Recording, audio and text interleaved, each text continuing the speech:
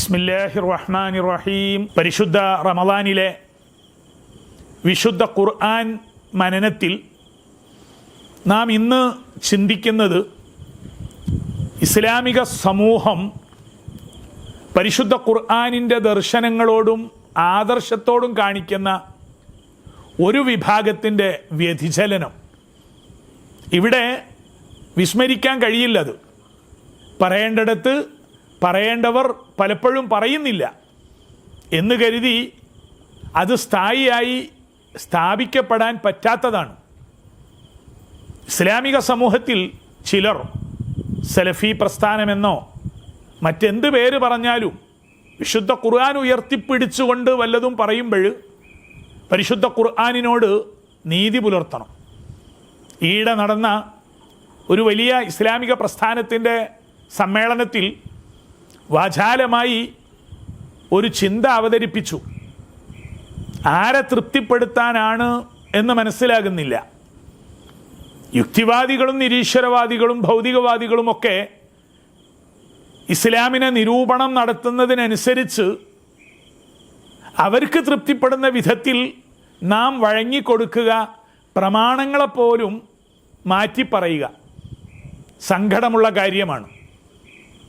ഒരു ചെറിയ അക്ഷരം പിഴക്കുമ്പോഴേക്ക് അത്തരം വിഭാഗങ്ങളോട്, വിദഴി കക്ഷികളോട് മറുപടിയൊക്കെ പറയുന്നവർക്ക് പോലും തക്കതായ രീതിയിൽ അതിന് സമയം ഇല്ല. അവരും വേറെ വിവാദങ്ങളിൽ അകപ്പെട്ടിരിക്കുകയാണ്. ശ്രദ്ധിക്കണം, ഇത് മിണ്ടാതെ പോയാൽ ദൂരവ്യാപകമായ ആശയപരമായ അപകടം ചെയ്യും. വിശുദ്ധ ഖുർആനിലെ ഒരു വചനമോദി ഒരു ഇസ്ലാമിക സമ്മേളനത്തിൽ പ്രസംഗം നടക്കുകയാണ്. ദൈവിക സന്ദേശങ്ങളുടെ മുമ്പിൽ പോലും ചിന്തയും ആലോചനയും ഇല്ലാതെ അനുകരിക്കാൻ പാടില്ലെന്ന് പരിശുദ്ധ ഖുർആനിൽ പറഞ്ഞിരിക്കുന്നു എന്ന്. പിന്നീട് ആ ഭാഗം കട്ടുകളഞ്ഞുകൊണ്ട് പ്രസിദ്ധീകരിച്ചിരിക്കാം. ചില വിശദീകരണങ്ങളും ആ ഭാഗത്തു നിന്ന് വന്നിട്ടുണ്ട്.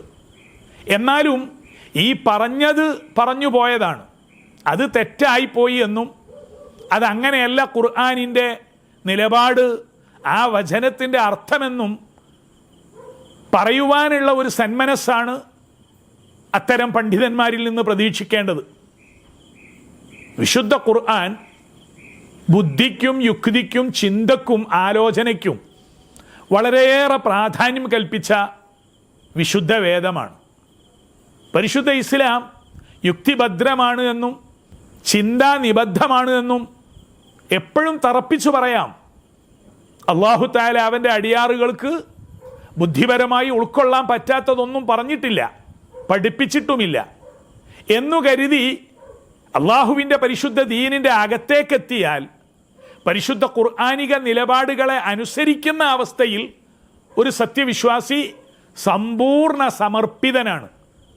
പിന്നെ അവൻ്റെ യുക്തിയും ബുദ്ധിയുമൊക്കെ ഉപയോഗപ്പെടുത്തി വിശുദ്ധ ഖുർആനിൻ്റെ സന്ദേശങ്ങളെ, അള്ളാഹുവിൻ്റെ മതകീയമായ നിർദ്ദേശങ്ങളെ വിലയിരുത്തി ചിന്തിച്ച് മനസ്സിലാക്കിയ ശേഷം അംഗീകരിക്കുക അല്ലെങ്കിൽ നിരാകരിക്കുക എന്ന ഒരു ചോയ്സ് അവിടെ ഇല്ല.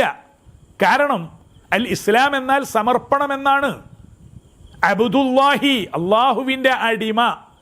ബുദ്ധിപരമായും ചിന്താപരമായും അടിമത്ത ഭാവത്തിലാണ് ഒരു മുസൽമാൻ പരിശുദ്ധ ഇസ്ലാമിനെ വഴങ്ങുന്നത്, അനുസരിക്കുന്നത്. ദുഃഖകരമെന്ന് പറയട്ടെ, ഈ അടുത്ത് നടന്ന ഒരു ഇസ്ലാമിക സമ്മേളനത്തിൽ സലഫി പണ്ഡിതൻ, അവരാരും അതിനെ മറുത്ത് പറഞ്ഞില്ല എന്നതാണ് സങ്കടം. ഒരു വിവാദത്തിന് വേണ്ടിയല്ല. പിന്നീട് പലപ്പോഴും പല വിശദീകരണവും നൽകിയെങ്കിലും അവിടെ വ്യക്തമായി മുഴങ്ങിയതാണ് പരിശുദ്ധ ഖുർആനിലെ ഈ വചനം. സൂറത്തുൽ ഫുർഖാനിലെ വല്ലദീന ഇദാ ദുക്കിറൂ ബിആയാതി റബ്ബിഹിം ലം യഖിറൂ അലൈഹാ സുമ്മൻ വഉമ്യാന. അവിടെ അദ്ദേഹം മുഴക്കിയ ആദർശത്തിൻ്റെ നേരെ വിപരീതമാണ് ഭാഷാപരമായി തന്നെ ഈ വചനത്തിൻ്റെ അർത്ഥാംശമുള്ളത്. ഭാഷാപരമായി മാത്രം പറഞ്ഞാൽ മതിയായിരുന്നു. എന്നാൽ പ്രസ്തുത വേദിയിൽ പണ്ഡിത ഭാഷ്യം വ്യക്തമായി പറഞ്ഞത് തന്നെ ഇങ്ങനെയാണ്. ഇന്നും അത് പുറത്തു ഒഴുകിക്കൊണ്ടിരിക്കുകയാണ്. യുക്തിവാദി നിരീശ്വരവാദികളെല്ലാം അതെടുത്ത് ആഘോഷിക്കുകയാണ്. ഞങ്ങൾ മുമ്പ് പറഞ്ഞയിടത്തേക്ക് ഖുർആൻ പണ്ഡിതരൊക്കെ എത്തിക്കഴിഞ്ഞു എന്ന്. നമ്മളത് സഹിക്കുകയാണ്. എന്താണത്? ആ പ്രസംഗത്തിൽ വ്യക്തമായി പറഞ്ഞ അക്ഷരങ്ങളെ തന്നെ പകർത്തി എഴുതിയാൽ വിശുദ്ധ ഖുർആൻ രേഖപ്പെടുത്തുന്ന മറ്റൊരു സവിശേഷമായ കാര്യം അദ്ദേഹം പറയുകയാണ്. ദൈവികമായ സന്ദേശങ്ങളെ അന്ധമായി അനുകരിക്കരുത് എന്നതാണ്. അനുകരണം എന്ന് പറയുന്നത് യഥാർത്ഥത്തിൽ ചിന്തയെ കൊന്നുകളയുക എന്നാണ്. വിശുദ്ധ ഖുർആനിലെ സൂറ ഫുർഖാനിലെ 73-ാമത്തെ വചനമാണ് ആ വ്യക്തി പിന്നീട് പാരായണം ചെയ്ത് മുന്നോട്ട് പോകുന്നത്. ഇത് പറഞ്ഞു പോയിട്ടുണ്ട്. ഈ വാചകം തന്നെയും തീർത്തും അപകടകരമാണ്. ദൈവികമായ സന്ദേശങ്ങളെ അന്ധമായി അനുകരിക്കരുത് എന്നതാണ് വിശുദ്ധ ഖുർആൻ പറയുന്നത്. പിന്നെ എവിടെയാണ് ഇസ്ലാം? എവിടെയാണ് അള്ളാഹുവിൻ്റെ അടിമത്ത ഭാവം? പിന്നെ എവിടെയാണ് സമർപ്പണം? അല്ലദീന യുഅ്മിനൂന ബിൽ ഗൈബ്, വിശ്വാസികളുടെ അടയാളം പ്രഥമമായി ഖുർആൻ ഷരീഫ് പറഞ്ഞത് സൂറത്തുൽ ബഖറയിൽ, ദാലിക്കൽ കിതാബു ലാ റൈബ ഫീഹി ഹുദൽ ലിൽ മുത്തഖീൻ അല്ലദീന യുഅ്മിനൂന ബിൽ ഗൈബ്. അദൃശ്യമായ കാര്യങ്ങളിൽ അതേ അന്ധമായി വിശ്വസിക്കുന്നവർ. ഖുർആനിനകത്തേക്ക് വന്നാൽ, ഇസ്ലാമിക നിയമങ്ങളുടെ ഉള്ളിലേക്ക് വന്നാൽ, പിന്നെ നമ്മുടെ വക്രമായ ബുദ്ധിയോ അപക്വമായ യുക്തിയോ ഇസ്ലാമിനെതിരിൽ, അള്ളാഹുവിൻ്റെ ദൈവിക സന്ദേശങ്ങൾക്കെതിരിൽ ഉയർത്താൻ ഒരു വകുപ്പുമില്ല. ഖുർആനിൽ തന്നെ പിന്നെ അങ്ങനെ പറഞ്ഞിട്ടുണ്ട് എന്ന് വരുമ്പോൾ എത്രത്തോളം അപകടകരമാണിത്! എന്തുമാത്രം ആപൽക്കരമാണ് ഇങ്ങനെ മുന്നോട്ട് പോയാൽ. നവോത്ഥാനമെല്ലാം നല്ലത്, പരിഷ്കരണ പ്രക്രിയകൾ ഈ സമൂഹത്തെ ഉയർത്തെഴുന്നേൽപ്പിക്കുവാൻ ആവശ്യാനുസാരം നടക്കട്ടെ. അദ്ദേഹത്തിൻ്റെ ആ പ്രസംഗത്തിൽ ചിന്തയെ പ്രോത്സാഹിപ്പിക്കുന്നുണ്ട്, ബുദ്ധിയെയും ആലോചനയെയും ഇസ്ലാം വളരെയേറെ പ്രോത്സാഹിപ്പിക്കുന്നു, പ്രശംസിക്കുന്നു. അത്രയും നല്ലത്. ആ ഭാഗങ്ങളെല്ലാം നല്ലതു തന്നെ. ഇസ്ലാമിൻ്റെ ചിന്താ സുബദ്ധതയെ പ്രകാശിപ്പിക്കുന്ന അത്തരം പ്രഭാഷണങ്ങൾ. പക്ഷേ വേലി കടന്ന് അവസാനം എവിടെ എത്തിപ്പോയി? കുരുക്കളുടെ നെഞ്ചത്തെത്തിപ്പോവുകയാണ്. എന്നിട്ട് സൂറത്തുൽ ഫുർഖാനിലെ 73-ാമത്തെ വചനത്തിൽ പറഞ്ഞതെന്താണ്? ആ നയവുമായി വല്ല ബന്ധവുമുണ്ടോ? ദൈവികമായ സന്ദേശങ്ങളെ അന്ധമായി അനുകരിക്കരുത് എന്നതാണ് വിശുദ്ധ ഖുർആനിലെ സൂറത്തുൽ ഫുർഖാനിലെ 73-ാമത്തെ വചനം പഠിപ്പിക്കുന്നത് എന്ന്. ഒരു കാര്യം നമുക്ക് മനസ്സിലാക്കാം, വിശ്വാസികൾ ഉൾക്കൊള്ളുക. യുക്തിവാദികളോ അല്ലെങ്കിൽ വിമർശകരോ എന്തെങ്കിലും പറയുന്നതിനനുസരിച്ച് ചെരുപ്പിനൊപ്പിച്ച് കാല് മുറിക്കാവതല്ല. ബുദ്ധിയും യുക്തിയും ആലോചനയും ഒക്കെ നല്ലതാണ്. പക്ഷേ പുറത്തുനിന്ന് ഇസ്ലാമിനെ അറിയാൻ, ഇസ്ലാമിനെ അടിസ്ഥാനപരമായി ഉൾക്കൊള്ളാൻ എല്ലാത്തിനും ബുദ്ധിയും ചിന്തയും നല്ലതാണ്. മുമ്പൊരാൾ ഉദാഹരണം പറഞ്ഞത് ശരിയാണ്. ഇസ്ലാം എന്ന ആ മഹത്തായ സൗധം അകത്തേക്ക് കടക്കാൻ ആവശ്യമായി ചിന്ത എന്ന താക്കോല്, യുക്തി ബുദ്ധി എന്ന ചാവി, അതുമായി നടക്കാം. എവിടെ തുറന്നു നോക്കിയാലും യുക്തി കൊണ്ടും ബുദ്ധി കൊണ്ടും ന്യായീകരിക്കാൻ പറ്റുന്ന ബാഹ്യ ആദർശങ്ങൾ, നയപരമായ കാര്യങ്ങൾ ഇസ്ലാം മുന്നോട്ട് വയ്ക്കുന്നു. എന്നാൽ ഈ സൗധത്തിനകത്തേക്ക് ഈ യുക്തി ബുദ്ധി ചിന്ത എന്ന താക്കോല് കൊണ്ട് തുറന്നു കഴിഞ്ഞാൽ അകത്തെത്തിക്കഴിഞ്ഞു. ഇനി ഈ താക്കോൽ ഈ ചിന്തയുടെ യുക്തിയുടെ ചോദ്യം ചെയ്യുന്ന അന്വേഷണത്തിൻ്റെ വക്രമായ ഈ ബുദ്ധിയുടെ അവസ്ഥ ഒരിടത്ത് പാകന വയ്ക്കുക, എന്നിട്ട് അള്ളാഹുവിന് വഴങ്ങുക. പരിശുദ്ധ ഖുർആനിന്, ദൈവിക സന്ദേശങ്ങളുടെ മുമ്പിൽ അന്ധമായി തന്നെ അല്ലദീന യുഅ്മിനൂന ബിൽ ഗൈബ്. അതെന്തുകൊണ്ട്, എന്തിന് എന്ന ചോദ്യത്തിനൊന്നും അകത്തെത്തിക്കഴിഞ്ഞാൽ, ഈ കോട്ടയ്ക്കുള്ളിൽ പ്രവേശിച്ചു കഴിഞ്ഞാൽ സാധ്യതയില്ല എന്ന് വിശുദ്ധ ഖുർആൻ അർത്ഥശങ്കക്കിടമില്ലാതെ പറഞ്ഞിരിക്കുന്നു. എത്ര സ്ഥലങ്ങളിൽ? വിശുദ്ധ ഖുർആനിൻ്റെ ആദർശം തന്നെ അതല്ലേ? എന്നാൽ ചിന്തിക്കണം, യുക്തിക്ക് പ്രാധാന്യം നൽകണം, ആലോചന ഉപയോഗപ്പെടുത്തണം. ഖുർആൻ എമ്പാടും പറഞ്ഞിട്ടുണ്ട്. അതൊക്കെ എവിടെയാണ്? അള്ളാഹു പറഞ്ഞതിനെതിരായി അല്ലെങ്കിൽ ഇസ്ലാമിക നിയമത്തിനകത്തേക്ക് കടന്നുകൊണ്ട് നമ്മൾ ആദ്യം അള്ളാഹു പറഞ്ഞ ഒരു കാര്യത്തെക്കുറിച്ച് യുക്തി കൊണ്ട് വിലയിരുത്തിയ ശേഷം അരുതുന്നതാണോ അരുതാത്തതാണോ എന്ന് പഠിച്ചിട്ട് അംഗീകരിക്കുകയും നിരാകരിക്കുകയും ചെയ്യണമെന്നല്ല പറഞ്ഞത്. പരിശുദ്ധ ഖുർആനിൻ്റെ അർത്ഥശങ്കക്കിടമില്ലാത്ത പ്രഖ്യാപനം എന്താണ്? സൂറത്തുൽ അഹ്സാബ് 26-ാമത്തെ വചനം. ഇതും ഖുർആനിലുണ്ടല്ലോ. വമാ കാന ലിമുഅ്മിനിൻ വലാ മുഅ്മിനത്തിൻ ഇദാ ഖദല്ലാഹു വറസൂലുഹു അംറൻ അൻ യകൂന ലഹുമുൽ ഖിയറതു മിൻ അംരിഹിം വമൻ യഅസില്ലാഹ വറസൂലഹു ഫഖദ് ളല്ല ളലാലൻ മുബീന. ഏതൊരു സത്യവിശ്വാസിക്കും ഏതൊരു സത്യവിശ്വാസിനിക്കും ഒരിക്കലും അരുതില്ല, ഒരിക്കലും പാടുള്ളതല്ല.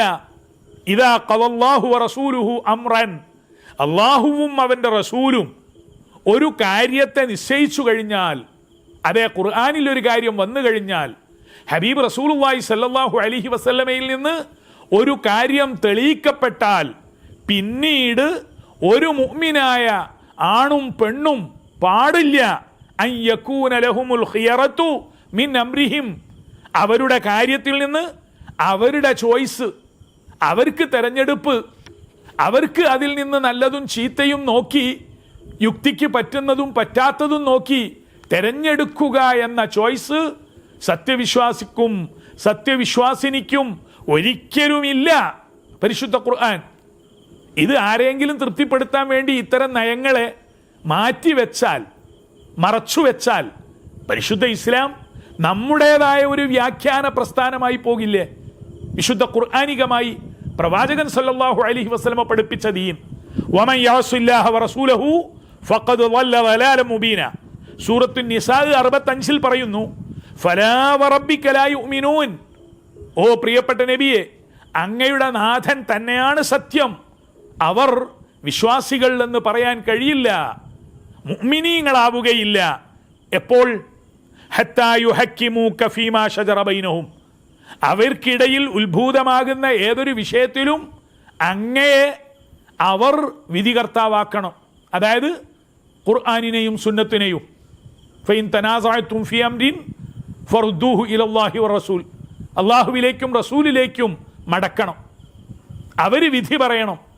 അങ്ങനെ ഖുർആനും സുന്നത്തും ഒരു തീരുമാനം പറഞ്ഞു കഴിഞ്ഞാൽ സുമ്മ ലാ യജിദൂ ഫീ അൻഫുസിഹിം ഹറജം മിമ്മാ ഖളൈത്, താങ്കൾ എടുക്കുന്ന, ഇത് തിരുനബിയോടാണ്, താങ്കൾ എടുക്കുന്ന ഒരു തീരുമാനത്തോട് അവരുടെ മനസ്സകത്ത് പോലും ഒരു വിഷമം ഉടലെടുക്കാൻ പാടില്ല. ഒരു ചോദ്യം ചെയ്യലോ ഒരു തർക്കിക്കലോ പിന്നെ അവിടെ ഇല്ല. വയുസല്ലിമു തസ്ലീമ, അവർ പൂർണ്ണമായ ഒരു സമർപ്പണം തിരുനബി സല്ലല്ലാഹു അലൈഹി വസല്ലമയുടെ പ്രസ്താവനയുടെ മുമ്പിൽ സമർപ്പിക്കണം അവർ. വയുസല്ലിമു തസ്ലീമ, ഈ തസ്ലീം ചോദ്യം ചെയ്യാതെയുള്ള അനുസരണത്തിനാണ് തസ്ലീം എന്ന് പറയുക. ഇത് തന്നെയാണ് പരിശുദ്ധ ഖുർആൻ എല്ലായിടത്തും പറഞ്ഞത്. ചിന്തയെയും യുക്തിയെയും പുറത്തു നിന്നെല്ലാം പഠിക്കാൻ ഉപയോഗിക്കാം. അകത്ത് കടന്നാൽ പിന്നെ അള്ളാഹുവിൻ്റെ നിർദ്ദേശങ്ങളുടെ മുമ്പിൽ അടിമത്ത സ്വഭാവത്തോടുകൂടി തന്നെ ആരെന്തൊക്കെ കുറ്റപ്പെടുത്തിയാലും നമ്മളെല്ലാവരും അള്ളാഹുവിൽ വിശ്വസിച്ചവരും വയുസല്ലിമു തസ്ലീമാ, പരിപൂർണമായി സമർപ്പണം അള്ളാഹുവിന് നൽകിയവരുമാണ്. എന്നാൽ ഖുർആനിൻ്റെ മുൻപിൽ ചിന്തയുമായി വന്ന് ഇസ്ലാമിക നിയമങ്ങളുടെ മുമ്പിൽ ദൈവിക സന്ദേശത്തിൻ്റെ മുൻപിൽ ചിന്തയുമായി വന്നവരെ പറ്റി ഖുർആൻ പറഞ്ഞത് എന്താണ്? ഇവിടെ സലഫി സമ്മേളനത്തിൽ പറഞ്ഞത് ദൈവികമായ സന്ദേശങ്ങളെ അന്ധമായി അനുകരിക്കരുത് എന്നാണ് സൂറത്തുൽ ഫുർഖാൻ 73 പറഞ്ഞത് എന്നാണ് ജൽപ്പനം. എന്നാൽ ഖുർആൻ ഇത്തരക്കാരെ കുറിച്ച് പറഞ്ഞത് ദൈവിക സന്ദേശത്തിനെതിരെ ചിന്തയുമായി യുക്തിയുമായി ചോദ്യം ചെയ്യാൻ വന്നാൽ അതനുസരിക്കുകയാണ് വേണ്ടത്, കീഴടങ്ങുകയാണ് വേണ്ടത്. വിശുദ്ധ ഖുർആൻ പറയുന്നുണ്ട് സൂറത്തുൽ മുദ്ദസ്സിർ 16 മുതൽ 24 വരെ, ഇത്തരം ഒരാളെക്കുറിച്ച് പറയുകയാണ്. വലീദ് ഇബ്നുൽ മുഗീറ എന്ന ചിന്തകൻ തൻ്റെ യുക്തി ഉപയോഗിച്ച് ഖുർആനിനകത്തേക്ക് കടന്നു വന്ന് ഖുർആനിനെ കുറിച്ച് ചിന്തയും ആലോചനയും നടത്തി ഖുർആനിനെ അധിക്ഷേപിച്ചു. വിശുദ്ധ ഖുർആൻ എല്ലാവർക്കും ഇത് ബാധകാണ്. സബബുൻ നുസൂലി ലാ യസൂൽ, അവതരണ പശ്ചാത്തലം എന്നും നിലനിൽക്കും. ഖുർആൻ പറഞ്ഞു, കല്ല ഇന്നഹു കാന ലി ആയാതിനാ അനീദൻ സഉർഹിഖുഹു സഊദ ഇന്നഹു ഫക്കറ വഖദ്ദറ ഫഖുതില കൈഫ ഖദ്ദർ ثم قتل كيف قدر ثم نظر ثم عبس وبصر ثم أدبر واستكبر. തിരുനബി സല്ലല്ലാഹു അലൈഹി വസല്ലമയ്ക്കെതിരെ, ഇസ്ലാമിനെതിരെ, ഖുർആനിക സന്ദേശത്തിനെതിരെ ഇന്നഹു ഫക്കറ, അവൻ ചിന്തിച്ചു. അപ്പം ചിന്തയും ആലോചനയൊക്കെ പലയിടങ്ങളിലും നല്ലതാണ്, എന്നാൽ എല്ലായിടത്തും അത് പറ്റില്ലെന്ന് ഖുർആൻ. ഇന്നഹു ഫക്കറ, അവൻ ഖുർആനിനെതിരിൽ ചിന്തിച്ചു. വഖദ്ദർ, അവൻ പല കണക്കുകൂട്ടലുകളും സ്വയം നടത്തി. ഖുർആൻ അധിക്ഷേപ ശൈലിയിൽ ഫഖുതില കൈഫ ഖദ്ദർ ثم قتل كيف قدر. എന്ത് അപകടമാണ് അവൻ ചെയ്യുന്നത്? എന്ത് ചിന്തയും എന്ത് ആസൂത്രണവുമാണ് അള്ളാഹുവിൻ്റെ വചനത്തിനെതിരിൽ, ദൈവിക സന്ദേശത്തിനെതിരിൽ. ثم نظر, പിന്നെയാണ് അവൻ്റെ നിരീക്ഷണം. ثم عبس وبصر, അവൻ മുഖം ചുളിച്ച് വഴി മാറി നടന്നു. فقال إن هذا إلا سحر يؤثر, ഇത് മാന്ത്രിക ജാലവിദ്യയാണ്, ക്ഷുദ്രവിദ്യയാണ് എന്ന് അവൻ പ്രസ്താവിച്ചു പുറത്തേക്ക് പോയി. ഇതാണ് ഇസ്ലാമിൻ്റെ അളവിൽ നിന്നുകൊണ്ട് വേണം നമ്മൾ പരിഷ്കരണം മനസ്സിലാക്കാൻ. അല്ലാതിരുന്നാൽ മുസ്ലിം ഉമ്മത്തിൽ നിന്ന് ചെറുപ്പക്കാർ യുക്തിവാദ, നിരീശ്വരവാദ, മാരക രോഗങ്ങളിലേക്ക് വഴിമാറുന്ന കാല. ഖുർആനിൽ തന്നെ ഇങ്ങനെ ഉണ്ട് എന്നുകൂടെ ഏണി വെച്ചു കൊടുത്താൽ എന്തായിരിക്കും? യഥാർത്ഥത്തിൽ ഈ പരിശുദ്ധ വചനം സൂറത്തു അൽ ഫുർഖാൻ 73 വമൻ താബ വഅമില സ്വാലിഹൻ ഫഇന്നഹു യതൂബു ഇലല്ലാഹി മതാബ എന്ന് പറഞ്ഞുകൊണ്ട് യഥാർത്ഥ മുഅ്മിനുകൾ സമർപ്പണത്തിൽ ഒന്നാമന്മാരായ അള്ളാഹുവിനെയും അവൻ്റെ റസൂലിനെയും ഖുർആനിക നിയമത്തെയും ദൈവിക സന്ദേശത്തെയും ഒരു വിധത്തിലുള്ള ചോദ്യവും ചെയ്യാതെ കീഴടങ്ങുകയും അനുസരിക്കുകയും ചെയ്യുന്ന വിശ്വാസികൾ അവരെപ്പോഴും എങ്ങനെയാണ്? വല്ലദീന ഇദാ ദുക്കിറൂ ബിആയാതി റബ്ബിഹിം, സത്യവിശ്വാസികൾ അവരെന്താണ്, അവരെങ്ങനെയാണ്? അവരുടെ നാഥൻ്റെ ദൃഷ്ടാന്തങ്ങൾ അവരോട് ഉദ്ബോധിപ്പിക്കപ്പെട്ടാൽ, അള്ളാഹുവിൻ്റെ ആയാത്തുകൾ, അത് വിശുദ്ധ ഖുർആൻ വചനങ്ങളുമാണ്, ദൈവിക ദൃഷ്ടാന്തങ്ങളായിട്ടുള്ള മറ്റെന്തൊക്കെയുണ്ടോ അവ അവരോട് ഉദ്ബോധിപ്പിക്കപ്പെട്ടാൽ അവരുടനെ അതനുസരിക്കും. ലം യഖിറു അലൈഹ സുമ്മൻ വഉമ്യാന, കേൾക്കാത്തവരെ പോലെ കാണാത്തവരെ പോലെ അവർ അതിനെതിരിൽ ഇരിക്കുകയില്ല. ഇവിടെ ഖുർആൻ എത്ര വ്യക്തം! കാണാത്തവരെ പോലെ കേൾക്കാത്തവരെ പോലെ അന്ധത നടിച്ച് അള്ളാഹുവിൻ്റെ ആയാത്തുകൾക്കെതിരിൽ നീങ്ങുന്നവരെ പറ്റിയാണ്. അങ്ങനെ അവർ നീങ്ങുകയില്ല എന്നാണ് ഖുർആൻ പറയുന്നത്. ലം യഖിറു അലൈഹ. ഇവിടെ നമുക്ക് തോന്നുന്നത് ഖുർആനിനെ ഭാഷാപരമായി പോലും പഠിക്കാത്തത് കൊണ്ടാണ്. ഒരൊറ്റ തഫ്സീറിലും അങ്ങനെ പറയില്ലല്ലോ. ഖുർആൻ പറഞ്ഞിരിക്കുന്നത് ദൈവിക സന്ദേശത്തെ പോലും അന്ധമായി അനുകരിക്കരുത് എന്നെങ്ങനെയാണ് ഖുർആൻ പറയുക? ഇവിടെ ലം യഖിറു അലൈഹ എന്നാണ്, ലഹ എന്നല്ല, ബിഹ എന്നല്ല.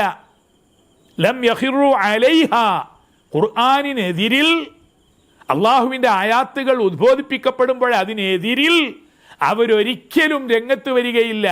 എങ്ങനെ? സുമ്മം വഴുമ്യാന, കേൾക്കാത്തവരെ പോലെ കാണാത്തവരെ പോലെ. അതായത് അൽ ഇമാം ഇബ്നു കസീർ അവിടെ പറഞ്ഞിട്ടുണ്ട്, ദുഃഖിറ ബി ആയാത്തി റബ്ബിഹി ഫസ്തമറ അലാ ഹാലിഹി, രക്ഷിതാവിൻ്റെ ആയാത്തുകൾ അവനോട് ഉദ്ബോധിപ്പിക്കപ്പെട്ടപ്പോൾ അവനൊരു കുലുക്കവുമില്ലാതെ തന്നെ അതേപടി മുൻപ് എങ്ങനെയായിരുന്നു അങ്ങനെ നിൽക്കുക. കഅന്നഹു ലം യസ്മഅഹ, കേൾക്കാത്ത മട്ടിൽ, കാണാത്ത മട്ടിൽ. അതാണ് ഇതിൻ്റെ അർത്ഥം. ലം യഖിറു അലൈഹ, അലൈഹ അതിനെതിരായി, സുമ്മം വഉമ്യാന ഒരിക്കലും കാണാത്തവരെ പോലെ കേൾക്കാത്തവരെ പോലെ ഖുർആനിക ആയത്തിനെ അവർ അനുസരിക്കാതിരിക്കുകയില്ല. ഇതാണ് ഈമാനികമായി ഉയർന്നവരെ പറ്റി പരിശുദ്ധ ഖുർആൻ പറഞ്ഞത്. അതുകൊണ്ട് വിശുദ്ധ ഖുർആനിൻ്റെ ശൈലി ആരൊക്കെ എന്തൊക്കെ പറഞ്ഞാലും അള്ളാഹുവിനെ കീഴടങ്ങുക, പരിശുദ്ധ ഖുർആനിൻ്റെ മുമ്പിൽ വണങ്ങുക. യുക്തിയും ബുദ്ധിയും ചിന്തയും ഒക്കെ അള്ളാഹു തന്നു. പക്ഷേ നമ്മുടെ അപക്വമായ ചെറിയ ബുദ്ധി കൊണ്ടും ചെറിയ ന്യായം കൊണ്ടും ഖുർആനിക നിയമങ്ങളെ തന്നെ ചോദ്യം ചെയ്യുന്ന അവസ്ഥയിലേക്ക് നീങ്ങാൻ ഒരിക്കലും വകുപ്പില്ല. എന്നല്ല, കണ്ണുകൊണ്ട് കാണുന്ന ചില യാഥാർത്ഥ്യങ്ങൾ പോലും അല്ലാഹു തആലയുടെ തീരുമാനം ഒരു ഭാഗം വന്നാൽ ആ തീരുമാനത്തിൻ്റെ കൂടെയാണ് സത്യവിശ്വാസി ഉണ്ടാവുക. സൂറത്തുൽ അഹ്സാബിൽ വലമ്മാ റഅൽ മുഅ്മിനൂനൽ അഹ്സാബ ഖാലു ഹാദാ മാ വഅദനല്ലാഹു വറസൂലു, കൺമുമ്പിൽ കാണുകയാണ് സഖ്യസേന എല്ലാവരും വന്ന് മദീനയിൽ സത്യവിശ്വാസികൾക്കെതിരിൽ കൊമ്പ് കോർത്തിരിക്കുകയാണ്. തകർന്നു കഴിഞ്ഞു എന്ന് തോന്നുന്ന അവസ്ഥ കണ്ണുകൊണ്ട് കാണുന്നത് അങ്ങനെയാണ്. പക്ഷെ അവരെന്തു പറഞ്ഞു? വസദഖല്ലാഹു വറസൂലുഹു, ഇതൊക്കെ സംഭവിക്കുമെന്ന് നേരത്തെ അള്ളാഹുവും അവൻ്റെ റസൂലും പറഞ്ഞിട്ടുണ്ട്. ഞങ്ങളെ സംബന്ധിച്ചിടത്തോളം വമാ സാദഹും ഇല്ലാ ഈമാനൻ വതസ്ലീമാ, അവർക്ക് ഈമാനും തസ്ലീമും സത്യവിശ്വാസത്തിൻ്റെ ബോധ്യവും സമർപ്പണവും വർദ്ധിക്കുകയാണ് ചെയ്യുന്നത്. കണ്ണുകൊണ്ട് കാണുന്ന ഒരു പ്രതിഭാസവും പ്രമാണം പറയുന്ന ഒരു കാര്യവും ഏറ്റുമുട്ടിയാൽ പ്രമാണത്തിൻ്റെ കൂടെ നിൽക്കുന്നവരാണ് വിശ്വാസികൾ. വമാ സാദഹും ഇല്ലാ ഈമാനൻ വതസ്ലീമാ, ഈ പരിശുദ്ധമായ ദീൻ അള്ളാഹുവിൻ്റെ ദീനാണ്. അള്ളാഹുവിനാൽ നയിക്കപ്പെടുന്ന സന്ദേശം ഹബീബായ റസൂലുള്ളാഹി സ്വല്ലല്ലാഹു അലൈഹി വസല്ലമ നമുക്ക് സമ്മാനിച്ചതാണ്. അല്ലദീന യുഅ്മിനൂന ബിൽ ഗൈബ്, ആ ഒരു തലത്തിലേക്ക് ഈമാനികമായി മുഅ്മിനീങ്ങൾ ഉയരുകയും വളരുകയും ബാക്കിയുള്ളവരെ ഈമാനിക തസ്ലീമിൻ്റെ രംഗത്തേക്ക് ഉയർത്തുകയും ചെയ്യേണ്ട നമ്മൾ വിശുദ്ധ ഖുർആൻ അത് ഉയർത്തി പറയുന്ന പരിശുദ്ധ വേദമാണ്. അത് ഉൾക്കൊള്ളാൻ നമുക്ക് കഴിയണം. തെറ്റുപറ്റിയവർ സ്വമനസ തിരുത്തി പരിശുദ്ധ ഇസ്ലാമിൻ്റെ വെളിച്ചമുള്ള പ്രകാശമാനമായ മുഖം ലോകത്തിൻ്റെ മുമ്പിൽ അവതരിപ്പിക്കണം. വആഖിറു ദഅവാന അനിൽ ഹംദുലില്ലാഹി റബ്ബിൽ ആലമീൻ.